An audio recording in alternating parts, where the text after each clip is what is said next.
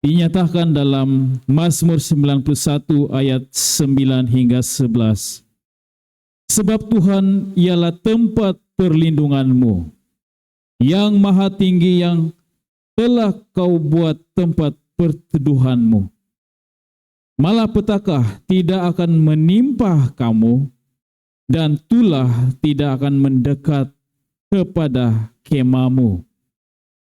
Sebab malaikat-malaikatnya akan diperintahkan kepadamu untuk menjaga engkau di segala jalanmu. Mendengar daripada kata-kata ini sangat menghiburkan hati setiap umat percaya, lebih lagi kepada Adi Reni. Sebab di dalam ayat tadi mengatakan Tuhan akan mengirim, memerintahkan satu daripada malaikatnya untuk bersama dengan Adi Reni.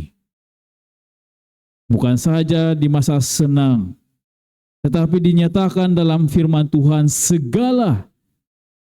seluruh hidup Adi ini.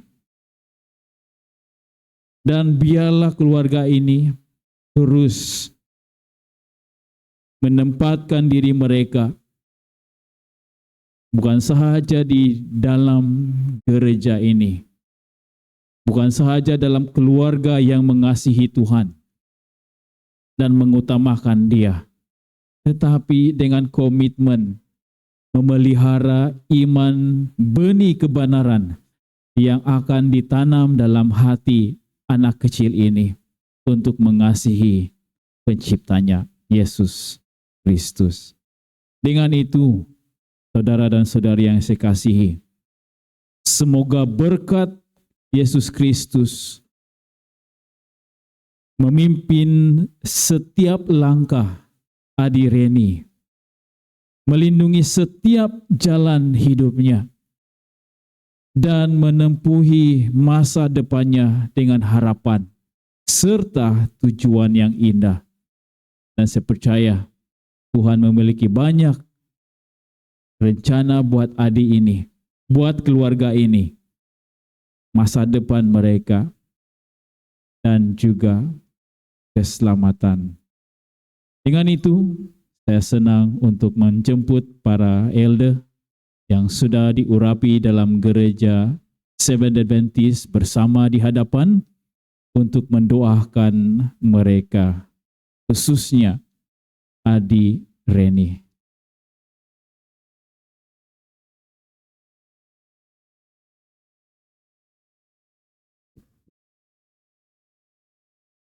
Baiklah, kami akan mengelilingi mereka dan saya akan memimpin dalam doa. Bapa kami yang bersemayam dalam kerajaan surga, Bapa yang penuh dengan kasih, pada hari yang indah ini kami datang dengan hati yang penuh syukur kepadamu, kerana anugerah yang begitu berharga, yaitu anak ini, Adi Reni. Terima kasih kerana mempercayakan kehidupan Adi ini kepada keluarga tersebut. Sesungguhnya setiap anak adalah pemberian daripada Tuhan dan bukti kasih serta kebaikan-Mu kepada kami.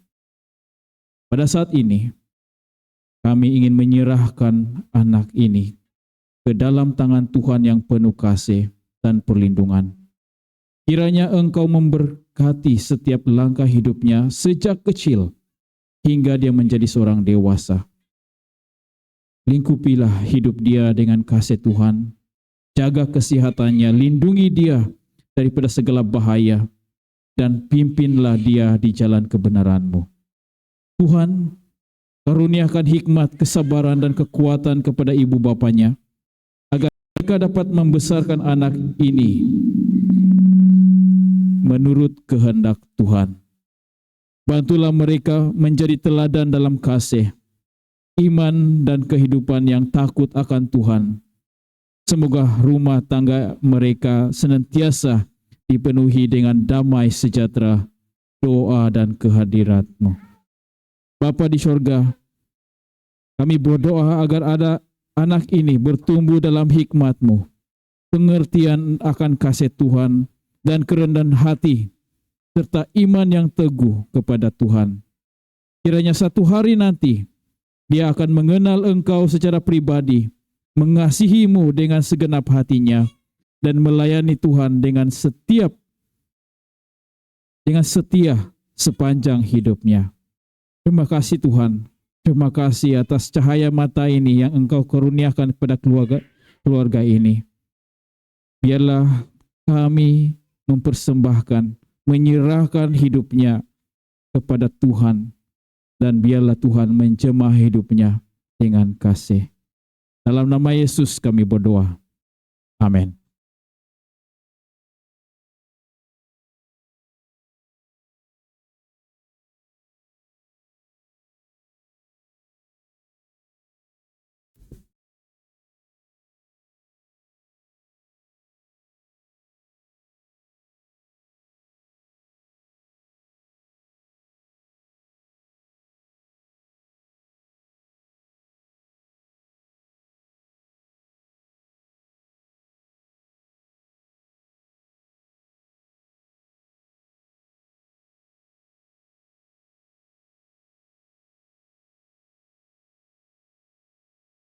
Yes. Baiklah, selamat hari Sabat sekali lagi untuk kita semua. Puji Tuhan, dengan acara yang begitu indah bersama dengan keluarga Red Note sebentar tadi, sudah melihat satu lagi upacara yang sangat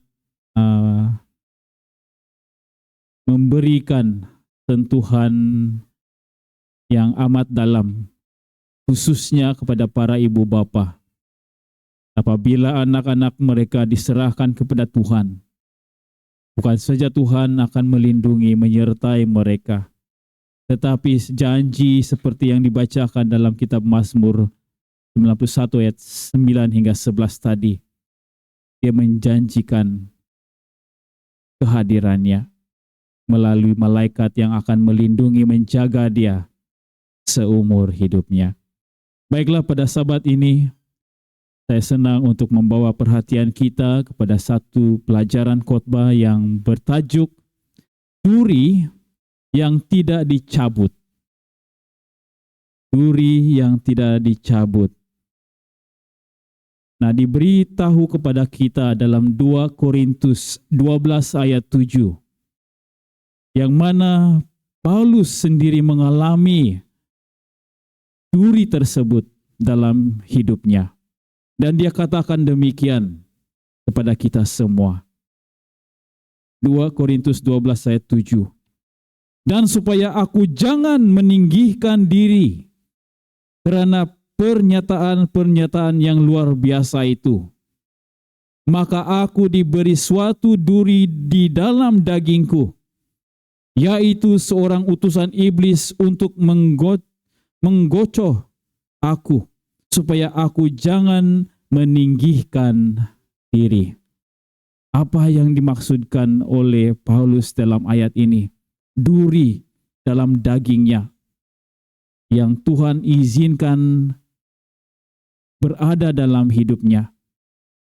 Apa yang dimaksudkan oleh firman Tuhan ini kita akan pelajari bersama pada Sabat ini. Tapi sebelum kita bermula, mari kita sekali lagi tunduk kepala dan saya pimpin dalam doa. Bapa di sorga, saya mohon agar Engkau berserta dengan kami semua saat ini. Sementara kami membuka kepada firman Tuhan, satu pelajaran penting, indah, yang Tuhan ingin kami pelajari. Kenapa Engkau izinkan sebuah duri dalam kehidupan hamba-Mu, Rasul Paulus. Begitulah juga dalam kehidupan pribadi kami. Ternyata masih ada duri yang Tuhan tinggalkan supaya mengingatkan kami kepada sesuatu perkara yang lebih penting bagi diri kami. Apakah itu? Biarlah Tuhan membuka hati kami pada firman-Mu saat ini. Jamah hati kami semua, dan biarlah Roh Kudus Tuhan berkuasa atas hidup kami saat ini. Biarlah hamba Tuhan berbicara sesuai dengan kehendak-Mu dalam nama Yesus, Juru Selamat kami semua. Amin. Nah, saudari dan saudara yang saya kasihi dalam Tuhan, setiap manusia hari ini mempunyai sebuah duri dalam hidup. Duri itu boleh wujud dalam sebuah penyakit. Duri itu boleh berupa sebuah kegagalan. Duri itu boleh jadi ada dalam keluarga kita. Duri itu juga dalam pelayanan kita, dan ia juga wujud dalam bentuk tekanan hidup, luka hati, kesepian, dan doa yang belum dijawab.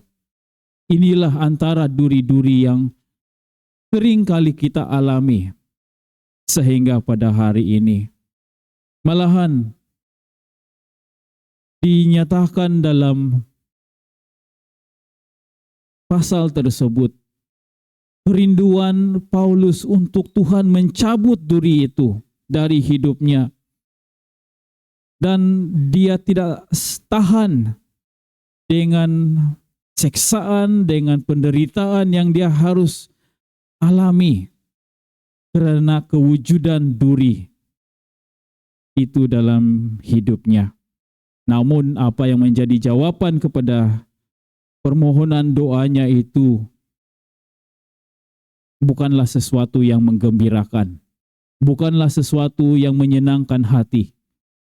Tetapi apa tindakan Paulus saat dia menerima jawaban Tuhan? Kalaulah ada duri, apa bagi kita panggil tuh kalau ada tuh duri dalam tangan tuh, di kulit, suluh, atau suluh. Lagi-lagi yang sini karena sangkut gara-gara makan ikan. Wah, bukan sedap. Semua makanan yang dihidang dengan begitu sedap sekali, menarik sekali, menyelarakan sekalipun tidak jadi sedap kan? Kalau sudah ada tuh duri di leher, di kerongkong kita, apalagi di tangan ataupun di kaki. Sanalah kau tuh 1 jam kalau dia tidak pandai keluar daripada kulit kamu. Tidak selesa. Dan ini juga memberi gambaran ketidakselesaan Paulus semasa dia melayani. Seorang hamba yang telah melihat banyak mujizat, melihat banyak pekerjaan Tuhan terjadi di hadapan mata, telah menyatakan banyak kebenaran mengenai kuasa Tuhan. Dan saat ini Paulus dalam 2 Korintus 12 ayat 8, dia kata, tentang hal itu aku sudah 3 kali berseru kepada Tuhan supaya utusan iblis itu mundur daripadaku. Tetapi Tuhan tidak menjawab. Kalaulah kamu di posisi Paulus, ada duri dalam daging kamu, ada sesuatu yang melekat dengan diri Anda hari ini, yang Anda minta Tuhan buka dari hidup kamu, sebab tidaklah selesa. Apakah kita akan berubah hati terhadap Tuhan karena Dia tidak menjawab doa kita serta-merta? Kadang-kadang duri yang Tuhan tidak cabut itu sebenarnya menjadi alat Tuhan untuk menyelamatkan, menjadi alat Tuhan untuk membentuk, dan menjadi alat Tuhan untuk mendekatkan kita kepadanya. Kalau orang itu senang, orang itu sudah berjaya, hidupnya tiada tentangan, dia masih ingat Tuhan? Dia ingat untuk bersyukur kepada Tuhan? Saya ada kemuskilan.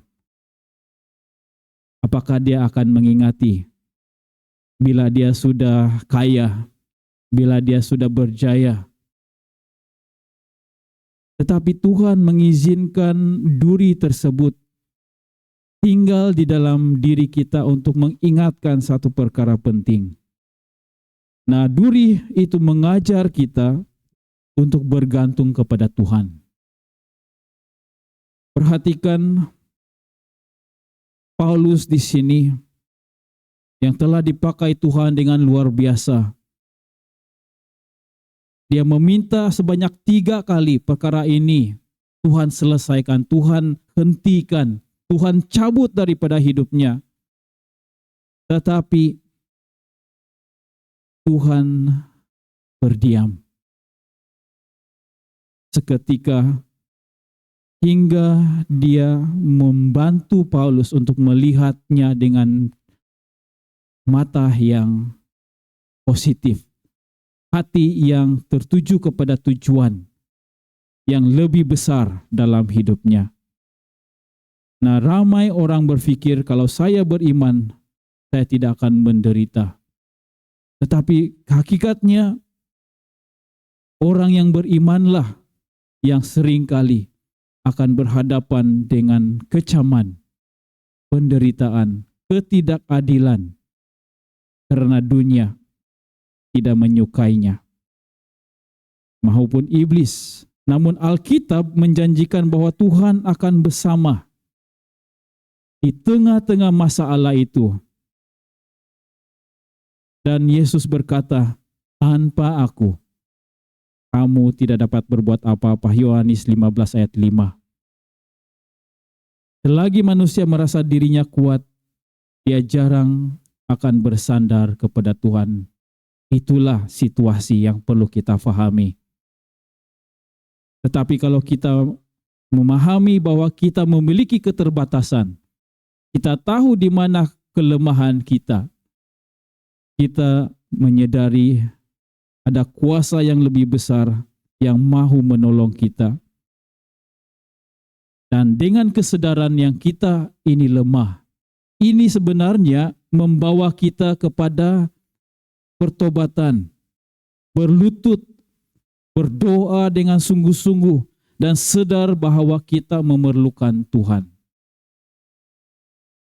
Bukan sahaja sehari, tetapi sepanjang hidup kita. Dan apa yang dinyatakan oleh Paulus di sini, tidak diberitahu apa spesifik duri yang dimaksudkan. Tetapi dia boleh wujud dalam 3 perkara yang dinyatakan di beberapa ayat. Yang pertama, mungkin dia memiliki masalah penyakit kronik, terutamanya penglihatan. Sebab di beberapa ayat dinyatakan dalam Galatia 4 ayat 13 dan Galatia 6 ayat 11 bahwa dia memiliki masalah penglihatan. Dia terpaksa menulis dengan huruf yang lebih besar supaya dapat dibaca oleh orang yang membaca surat-suratnya. Begitulah juga Paulus apabila dia berhadapan dengan tentangan, apabila dia membawa kebenaran itu kepada orang ramai, dia seringkali berada dalam seksaan, dipukul, dipenjara, difitnah, dianiaya. Inilah lumrah kehidupan hamba Tuhan ini. Apakah itu yang dimaksudkan duri dalam dagingnya? Ataupun apakah ini merupakan satu beban hatinya untuk melihat umat Tuhan yang dia telah ajarkan kebenaran itu, yang dia telah bantu untuk menangkis segala ajaran palsu, supaya melihat kepada kebenaran. Dan amat terkesan apabila orang-orang yang dia ajar itu pengaruh, lalai, jatuh ke dalam pencobaan. Sebab dinyatakan dalam 2 Korintus 7 ayat 5, bahkan dia kata, ketika kami tiba di Makedonia, kami tidak beroleh tentangan bagi tubuh kami, di mana kami mengalami kesusahan dari luar pertengkaran dan dari dalam ketakutan. Begitulah juga dengan 2 Korintus 11 ayat 29. Jika ada orang merasa lemah, tidakkah aku turut merasa lemah? Jika ada orang tersandung, tidakkah hatiku hancur oleh duka cita? Jadi di sini satu concern, keprihatinan Paulus terhadap pergumulan jiwa orang-orang yang dia telah latih, yang dia telah bangunkan untuk hidup bagi Tuhan. Satu beban rohani yang dia pikul sebagai seorang hamba Tuhan. Apakah ini juga duri yang dimaksudkan? Apa yang dicari oleh Tuhan bukanlah orang yang sempurna. Paulus tidak sempurna, dia juga memiliki kelemahannya. Tetapi apa yang Tuhan cari dalam diri umatnya adalah orang yang berserah, orang yang benar-benar mahu digunakan olehnya. Ini membawa kita kepada poin yang seterusnya. Kedua, tidak semua doa itu dijawab dengan ya. Paulus sudah 3 kali berdoa, seperti yang kita telah baca tadi. Tetapi jawaban Tuhan kepada Paulus, dia kata, cukuplah kasih karuniaku bagimu. Sebab justru dalam kelemahan kuasaku menjadi sempurna. 2 Korintus 12 ayat 9. Bayangkan, kalau duri itu dicabut, apa yang Paulus akan jadi? Boleh saja itu akan mempengaruhi diri dia untuk menjadi seorang yang sombong secara rohani. Bahaya yang boleh membuatkan minda dia menjadi seperti ahli Taurat, Farisi yang dengki akan Tuhan. Namun Tuhan tidak mencabut durinya. Tetapi dia memberi satu galakan kepada Paulus di sini yang dia akan bersama dengan Paulus dalam penderitaannya. Dia akan menjadi kekuatannya apabila dia merasa lemah. Tuhanlah yang akan melengkapi hidupnya apabila dia merasa tidak sempurna. Dan Tuhan mahu di sini agar kita mengubah hati kita terlebih dahulu. Kita mahu pelepasan segera, tapi Tuhan mahu pertumbuhan rohani yang kekal. Inilah yang Tuhan ingin ajarkan kepada Paulus. Bukan sekadar terlepas daripada satu masalah seperti duri yang mengikuti dia setiap hari. Tetapi Tuhan mahu mengasah imannya.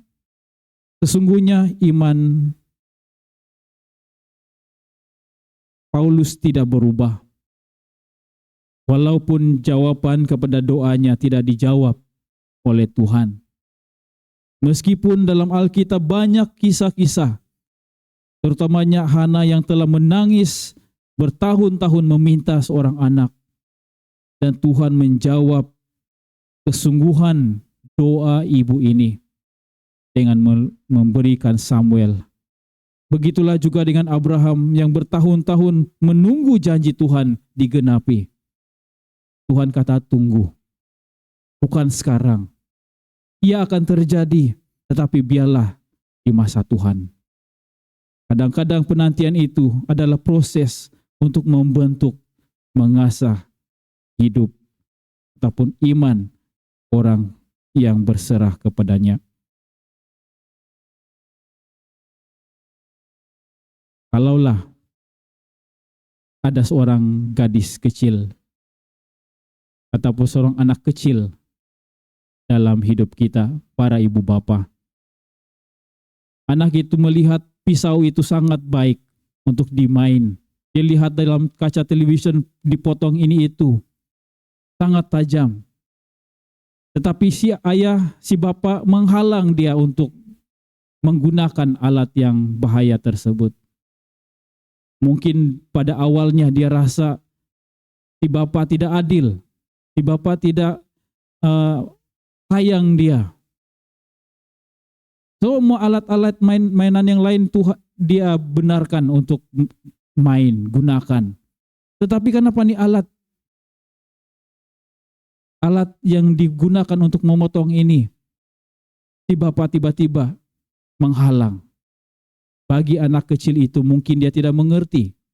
Mungkin bagi anak kecil ini si bapak ini tidak lagi ambil perhatian apa yang dia inginkan. Tetapi sebaliknya, ayah ini sebenarnya ingin melindungi. Nah, kadang-kadang kita seperti itu. Kita tidak juga memahami jawaban Tuhan. Tetapi Tuhan melihat apa yang kita tidak mampu lihat. Malah dia dapat melihat apa yang berlaku di hadapan. Sebelum itu terjadi, Tuhan memiliki jawabannya untuk menjaga Anda dan saya daripada jatuh karena pilihan yang salah. Itu sebabnya dalam Yesaya 8 dinyatakan kepada kita bahwa rancangan Tuhan itu bukan rancangan kita. Jalan Tuhan itu bukan jalan kita. Sukar untuk kita fahami karena kenapa kita harus hadapi itu hari ini. Tetapi suatu hari nanti Tuhan akan mencerahkan apa yang keruh, apa yang tidak dapat kita kesan saat ini dengan jawaban yang lebih jelas. Itu membawa kita kepada poin yang ketiga.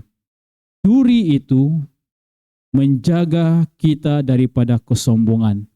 Dan inilah pengakuan Rasul Paulus sendiri dalam ayat yang sama 2 Korintus 12 ayat 7. Supaya aku tidak meninggikan diri.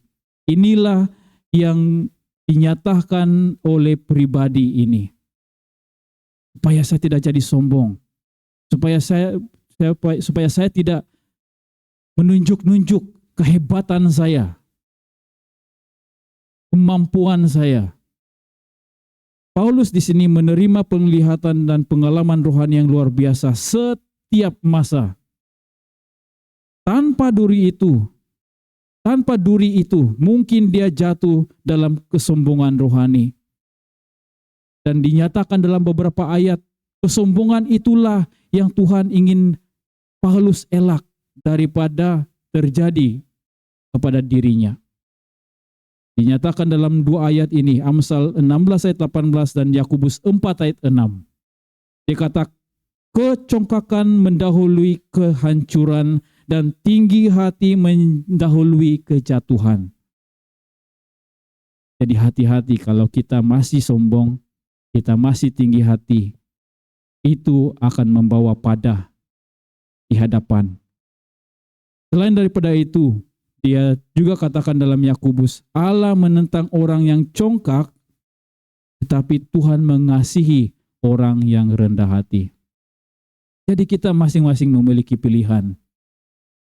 Pertahankan yang congkak, yang sombong ini, tetapi jatuh, hancur, ataupun menjadi seorang yang rendah hati, yang dikasihani Tuhan, yang dijaga dan dilindungi olehnya.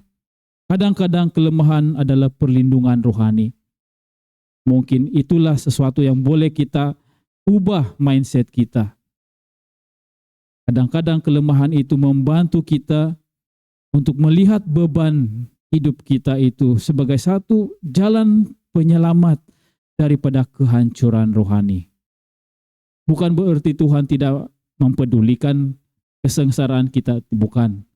Tetapi apa yang Tuhan lebih ambil perhatian adalah pembentukan karakter Anda dan saya. Itu sebabnya dia membawa satu janji yang sangat indah apabila kita memilih untuk bersama dengan Dia.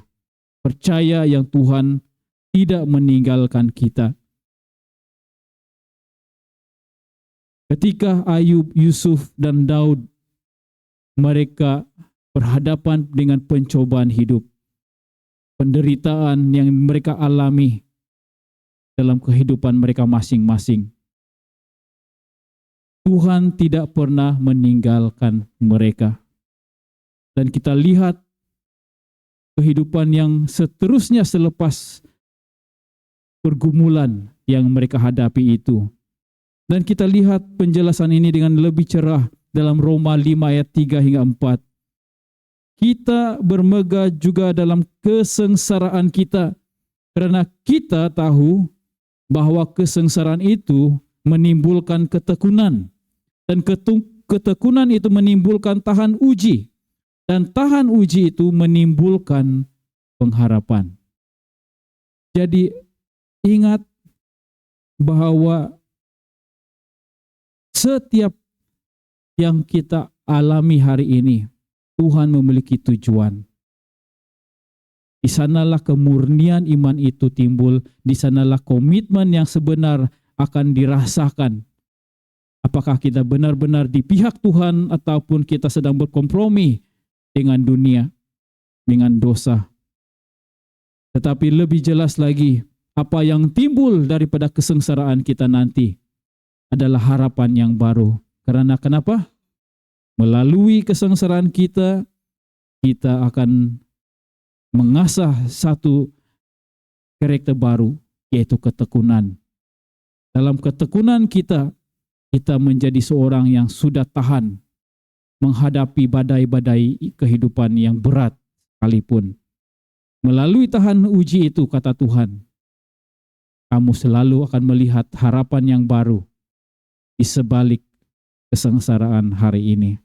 Ingat, emas itu terbentuk dan dimurnikan dengan api. Api itu harus panas untuk mengasingkan logam emas itu dengan benda-benda lain yang melekat kepadanya. Belian itu sendiri, diamond, perlu berada di tekanan yang paling tinggi supaya belian itu menjadi satu batu yang sangat keras. Begitulah juga dengan iman yang kuat. Dia harus lahir daripada hidup yang telah ditahan, telah bertahan dalam segala ujian. Kadang-kadang Tuhan lebih peduli tentang siapa kita akan menjadi daripada apa yang kita sedang lalui. Ingat itu. Tuhan mau kita menjadi seorang umat yang kuat dalam iman. Yang terakhir, kuasa Tuhan paling nyata dalam kelemahan. Bagaimana hal ini benar? Paulus menjawab ini dengan mengatakan dalam 2 Korintus 12 ayat 10. Dia kata, karena itu aku senang dan rela di dalam kelemahan, di dalam siksaan, di dalam kesukaran, di dalam penganiayaan dan kesesakan oleh karena Kristus. Sebab jika aku lemah, aku kuat. Macam mana seorang yang telah ditindas ini boleh mengatakan dia kuat? Bukankah itu melemahkan orang?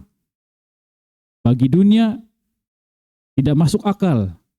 Tetapi di hadapan Tuhan, karena pengakuan Paulus akan kelemahannya, apa yang Tuhan lakukan untuk orang yang berserah.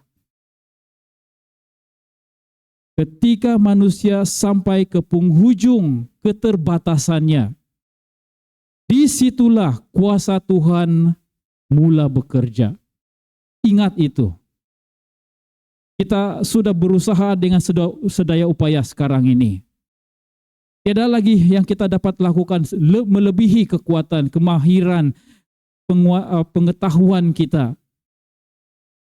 Apa yang di luar kemampuan manusia. Apa yang menjadi mustahil di pandangan manusia. Di sanalah ruangan Tuhan untuk bekerja. Di sanalah mujizat terjadi kepada mereka yang percaya kepadanya. Dan lihat Gideon berkata dia tidak mampu untuk berhadapan dengan musuh yang besar. Tapi berapa yang bersama dengan dia? Berapa askar yang telah memerangi bersama dengan dia? Kalau bilang jumlah dibandingkan dengan musuh yang begitu ramai, puluhan ribu, sudah mustahil, tetapi Tuhan dapat gunakan apa yang kecil, yang mustahil. Tuhan memakai mereka untuk membuktikan sesuatu kenyataan yang benar mengenai Tuhan. Perhatikan dalam 1 Korintus 1 ayat 27. Apa yang bodoh bagi dunia, dipilih Allah untuk memalukan orang-orang yang berhikmat. Apa yang lemah bagi dunia, dipilih Allah untuk memalukan apa yang kuat. Pelik, tetapi benar. Cara Tuhan bekerja sangat luar biasa. Apa yang kurang, Ia lihat kekuatan. Saudara-saudari yang saya kasihi, mungkin hari ini Anda sedang membawa duri yang berat. Duri itu mungkin wujud dalam doa yang belum dijawab. Duri itu mungkin penyakit yang kamu sedang alami saat ini dan belum sembuh. Duri itu mungkin pergumulan dalam keluarga Anda.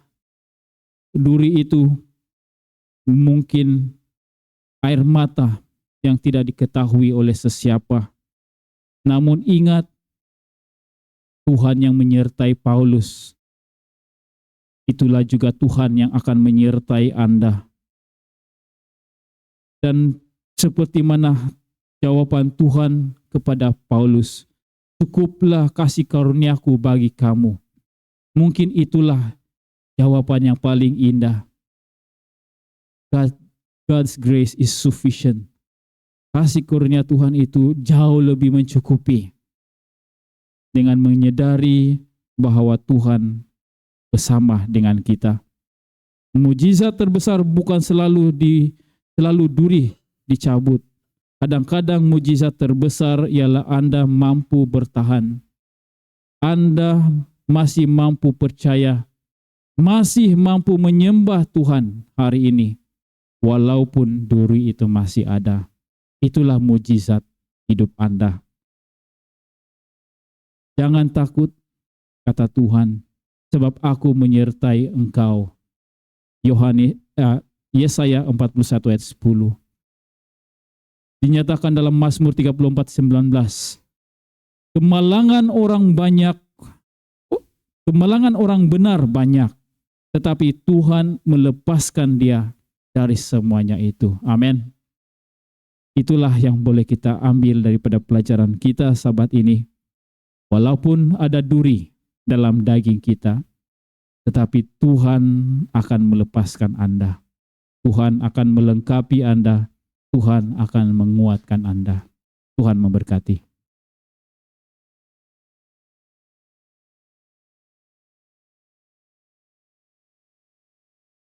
Jika di pelajaran Timan tadi pastor, semoga selepas ini pandangan kita terhadap masalah kesukaran hidup kita berubah selepas nokorong yati di pelajaran di pastor.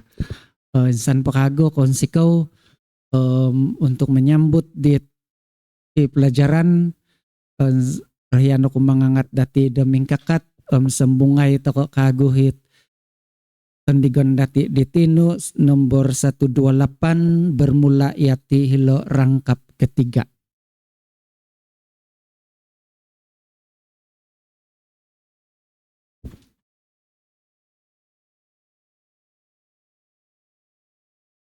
Bapa kami yang bersemayam dalam kerajaan syurga, hari ini kami datang kepadamu dengan segala duri dalam hidup kami. Ada luka yang tersembunyi, ada air mata yang tidak diketahui, ada doa yang sudah lama kami naikkan tetapi belum kami lihat jawabannya. Tuhan, ketika kami lemah, kuatkan kami. Ketika kami takut, tenangkan hati kami. Ketika kami hampir menyerah, ingatkan kami bahwa kasih karunia-Mu itu cukup bagi kami. Ajarlah kami percaya walaupun kami tidak memahami. Ajarlah kami setia walaupun duri itu masih ada.